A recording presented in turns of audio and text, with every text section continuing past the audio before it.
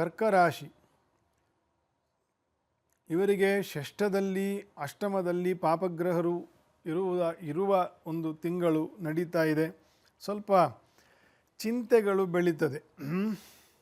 ಕರ್ಕ ರಾಶಿಯವರಿಗೆ ಸ್ತ್ರೀಯರಿಗೆ ವಿಶೇಷವಾಗಿ ವಿದ್ಯಾರ್ಥಿಗಳಿಗೆ, ಸ್ತ್ರೀಯರಿಗೆ, ಮಕ್ಕಳಿಗೆ, ಈ ಮಕ್ಕಳ ಬಗ್ಗೆ ಇದೆಲ್ಲ ಸ್ವಲ್ಪ ಚಿಂತೆಗಳು ಜಾಸ್ತಿ ಆಗ್ತದೆ.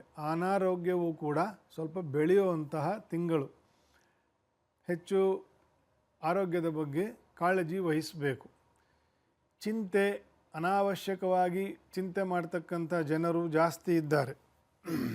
ಅದು ವಿಶೇಷವಾಗಿ ಸ್ತ್ರೀಯರಲ್ಲಿ. ಕಾಲದ ಪ್ರಭಾವ ದಿನ ಕಳೆದಂತೆ ಅನಾವಶ್ಯಕವಾಗಿ ಚಿಂತೆ ಮಾಡ್ತಕ್ಕಂತಹ ದೋಷಗಳಿಗೆ ಜನ ಒಳಗಾಗ್ತಾ ಇದ್ದಾರೆ. ಅದು ಜಾಸ್ತಿ ಆಗುತ್ತೆ ಕರ್ಕಾಟಕ ರಾಶಿಯವರಿಗೆ. ಹಾಗಾಗಿ ಏನಕ್ಕೋಸ್ಕರ ಚಿಂತೆ ಮಾಡಬೇಕು ಅಂತಂತ ಯೋಚನೆ ಮಾಡಬೇಕಷ್ಟೆ. ಯಾವ ಚಿಂತೆಯಿಂದ ಒಂದು ಪರಿಹಾರ ಸಿಗ್ತದೋ ಅದಕ್ಕೆ ಚಿಂತೆ ಮಾಡಬೇಕು. ಯಾವುದು ಅಪರಿಹಾರ್ಯವೋ ಅಥವಾ ಯಾವುದೋ ಗತಕಾಲದ ಯಾವುದೋ ಆಗೋಗಿರ್ತಕ್ಕಂತಹ ವಿಷಯವೋ ಅದನ್ನು ಹಿಡ್ಕೊಂಡು ಚಿಂತೆ ಮಾಡೋದ್ರಿಂದ ಫಲ ಏನು? ಅದಕ್ಕಿಂತ ಚಿಂತೆ ಯಾಕೆ ಮಾಡುತ್ತಿದ್ದಿ ಚಿನ್ಮಯನಿದ್ದಾನೆ, ಚಿಂತಾರತ್ನವೆಂಬೋ ಅನಂತನಿದ್ದಾನೆ, ಚಿಂತೆ ಯಾಕೆ ಮಾಡುತ್ತಿದ್ದಿ ಚಿನ್ಮಯನಿದ್ದಾನೆ ಅಂತ ದಾಸರ ಮಾತೇನಿದೆ. ಚಿಂತೆ, ಅನಾವಶ್ಯಕವಾಗಿರ್ತಕ್ಕಂಥ ಚಿಂತೆ ಮಾಡೋದಕ್ಕಿಂತ ಭಗವಂತನ ನಾಮಸ್ಮರಣೆ ಮಾಡಿ ಕೊಟ್ಟು ನಮ್ಮನ್ನು ರಕ್ಷಣೆ ಮಾಡ್ತದೆ ಅಂತಂತ ಅದರ ತಾತ್ಪರ್ಯ. ಹರಿನಾಮ ಜಪ, ದುರ್ಗಾದೇವಿಯ ದರ್ಶನ, ಕುಂಕುಮಾರ್ಚನೆ, ದೀಪ ನಮಸ್ಕಾರ ಇತ್ಯಾದಿ ಯಾವುದು ನಿಮಗೆ ಸುಲಭ ಸೇವೆಯೋ ಅದನ್ನು ಕರ್ಕರಾಶಿಯವರು ಮಾಡಿ ನಮಸ್ಕಾರ ಮಾಡಿ ಒಳ್ಳೆಯದಾಗ್ತದೆ. ಸಿಂಹರಾಶಿ ಅಧಿಕಾರ ವಿಸ್ತರಣಾ ಯೋಗ ಅಂತಂತ ರಾಶೀಶ್ವರನು ಪಂಚಮದಲ್ಲಿ ಇದ್ದು, ಪಂಚಮದಲ್ಲಿ ಚತುರ್ಗ್ರಹ ಯೋಗವಿದ್ದು, ಶನಿಯ ಬಾಧೆಯೂ ಇಲ್ಲದೇ ಇರತಕ್ಕಂತಹ, ಏಕಾದಶದಲ್ಲಿ ಗುರುವು ಇರೋದು ಮುಂದುವರಿತಕ್ಕಂತಹ ತಿಂಗಳು ಸಿಂಹರಾಶಿಗೆ. ನೀವು ಇರ್ತಕ್ಕಂತಹ ಲೈನು, ಅದು ವೈದ್ಯಕೀಯ ಇರ್ಬೋದು, ರಾಜಕೀಯ ಇರ್ಬೋದು, ಮೆಡಿಸಿನ್ ಲೈನ್ ಇರ್ಬೋದು, ಟೆಕ್ನಾಲಜೀಸ್ ಇರ್ಬೋದು, ಆಯಾ ಲೈನಲ್ಲಿ ನಿಮ್ಮ ಕೆಲಸಗಳು ವಿಸ್ತಾರ ಆಗ್ತದೆ. ಉದ್ಯೋಗದಾತರು ಕೂಡ ಅವರ ಕೆಲಸವನ್ನು ವಿಸ್ತರಣೆ ಮಾಡಿಕೊಳ್ತಕ್ಕಂಥದ್ದು, ಪ್ರಯಾಣಾದಿ ವಾಹನ ಲಾಭಗಳು, ಅನುಕೂಲ ಇತ್ಯಾದಿ ಅನೇಕ ಸತ್ಫಲಗಳನ್ನು ಶಾಸ್ತ್ರದಲ್ಲಿ ಹೇಳಿದ್ದಾರೆ. ಸೂರ್ಯನಾರಾಯಣನ ಜಪ, ಸೂರ್ಯನ ಅಷ್ಟೋತ್ತರ, ರಾಮಚಂದ್ರನ ಅಷ್ಟೋತ್ತರ, ಹತ್ತಿರದಲ್ಲಿ ಎಲ್ಲಾದರೂ ಸೂರ್ಯನಾರಾಯಣನ ದೇವಸ್ಥಾನ ಇದ್ದರೆ ಅಲ್ಲಿ ಒಂದು ಅರ್ಚನೆ, ದರ್ಶನ, ವಿಷ್ಣುವಿನ ಯಾವುದೇ ವಿಷ್ಣುವಿನ ಮೂರ್ತಿಯ ದರ್ಶನ, ಪೂಜೆ, ವಿಶೇಷವಾಗಿ ನರಸಿಂಹದೇವರು, ರಾಮದೇವರು ಇದರ ಸೇವೆಯನ್ನು ಮಾಡಿ. ಅಷ್ಟಮದ ಶನಿ ಇದು ಕಂಟಿನ್ಯೂ ಆಗ್ತಕ್ಕಂತಹ ವರ್ಷದಲ್ಲಿ ಇದ್ದೀರಿ. ಹಾಗಾಗಿ ನರಸಿಂಹದೇವರ ವಿಶೇಷ ಆರಾಧನೆಯನ್ನು ನಾನು ಆಗಾಗ ಹೇಳ್ತಾ ಇರ್ತೀನಿ. ಸಿಂಹರಾಶಿಯವರಿಗೆ ಮಾಡಿಕೊಂಡು ಹೋಗಿ ಒಳ್ಳೆಯದಾಗ್ತದೆ. ಮುಂದೆ ಕನ್ಯಾರಾಶಿ ಕೆಲಸ ಕಾರ್ಯಗಳಲ್ಲಿ ಪ್ರಗತಿ, ಅಧಿಕಾರ ಪ್ರಾಪ್ತಿ ಅಥವಾ ಉದ್ಯೋಗ ಪ್ರಾಪ್ತಿ, ಅಧಿಕಾರದಲ್ಲಿ ಇರ್ತಕ್ಕಂಥವರಿಗೆ ಒಂದು ರೀತಿಯ ಬಡ್ತಿ, ಸಂಬಂಧಗಳಲ್ಲಿ ಸ್ವಲ್ಪ ತಾಳ್ಮೆ ಇರಬೇಕು. ದ್ವಿತೀಯಾಧಿಪತಿಯು ತೃತೀಯಾಧಿಪತಿಯು ಚತುರ್ಥದಲ್ಲಿ ಬಾಧಕರಾಗಿ ಶತ್ರುಗಳೊಂದಿಗೆ ಇರ್ತಕ್ಕಂಥದ್ದು.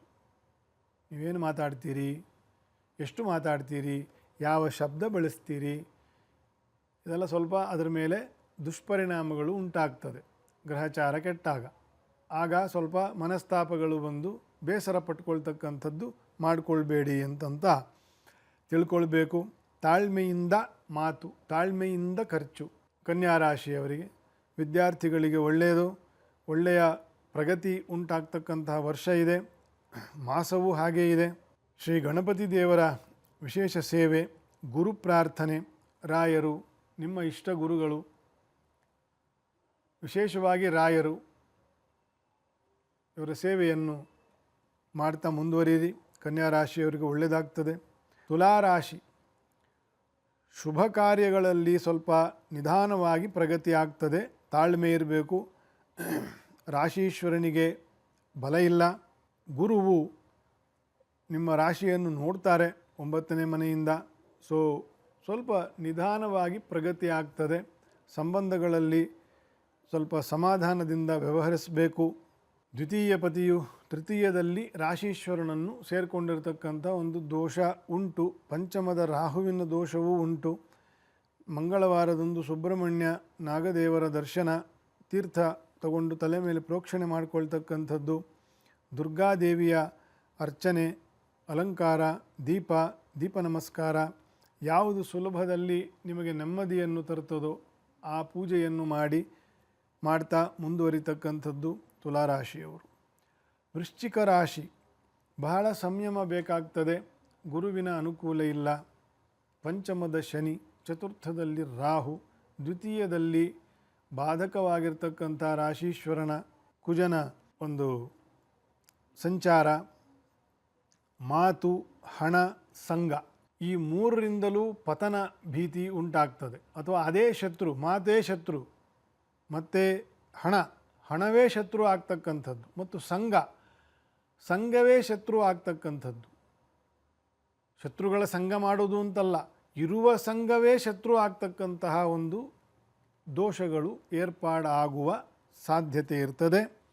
ವೃಶ್ಚಿಕ ರಾಶಿಯವರಿಗೆ ರಾಜಕೀಯದಲ್ಲಿ ಇರ್ತಕ್ಕಂಥವರು, ಅಧಿಕಾರ ವರ್ಗದಲ್ಲಿ ಇರ್ತಕ್ಕಂಥವರು, ಆರಕ್ಷಕ ವರ್ಗದಲ್ಲಿರ್ತಕ್ಕಂಥವರು, ಮಿಲ್ಟ್ರಿಯಲ್ಲಿ ಇರ್ತಕ್ಕಂಥವರು, ಇವರೆಲ್ಲರಿಗೂ ಅಪ್ಲೈ ಆಗ್ತದೆ ಇದು.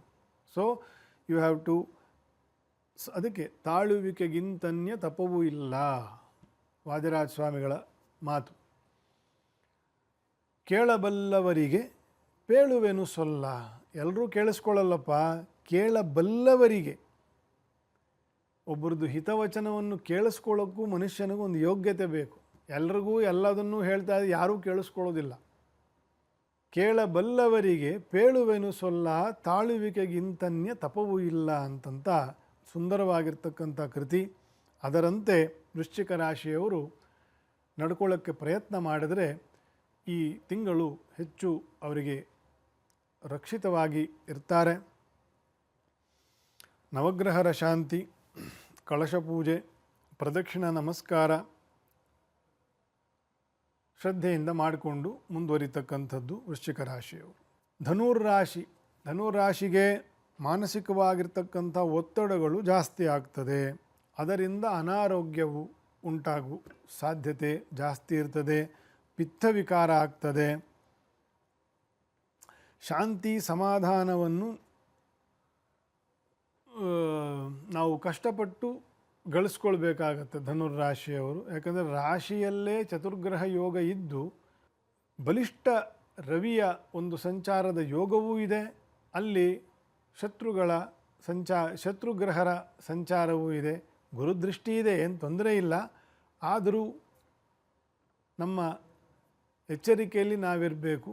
ಪಿತ್ತವಿಕಾರವಾಗ್ತಕ್ಕಂಥದ್ದು, ನಾನಾಗಲೇ ಹೇಳಿದಂತೆ ನಾವು ಉಣ್ಣುವ ವಸ್ತುವೇ, ನಾವು ಉಣ್ಣುವ ಆಹಾರ ನೀರೇ ವಿಷವಾಗ್ತಕ್ಕಂತಹ ಕಾಲಮಾನದಲ್ಲಿ ಇದ್ದೇವೆ. ಹಾಗಾಗಿ ಆಹಾರದ ಬಗ್ಗೆ ಹೆಚ್ಚು ಕಾಳಜಿ, ಗಮನ ಇರಬೇಕು. ಒಳ್ಳೆಯ ವ್ಯಾಯಾಮ ಮಾಡಬೇಕು. ಬಾಡಿಯನ್ನು, ವಾತ, ಪಿತ್ತ, ಕಫವನ್ನು ಸಮವಾಗಿ ಇಟ್ಕೊಳ್ಳಿಕ್ಕೆ ಅದೆಲ್ಲ ಸಹಾಯಕರವಾಗಿರ್ತಕ್ಕಂಥದ್ದು. ಧನುರಾಶಿಯವರು ಶ್ರೀ ರುದ್ರದೇವರು, ರುದ್ರಾಭಿಷೇಕ, ಈಶ್ವರನಿಗೆ ಪ್ರದಕ್ಷಿಣ ನಮಸ್ಕಾರ, ನಾಮಸ್ಮರಣೆ, ಶಿವನಾಮಸ್ಮರಣೆ ಇದೆಲ್ಲವನ್ನು ಹೆಚ್ಚು ವಿಶೇಷವಾಗಿ ಮಾಡಿಕೊಳ್ತಾ ಮುಂದುವರಿಬೇಕು. ಒಳ್ಳೆಯದಾಗ್ತದೆ.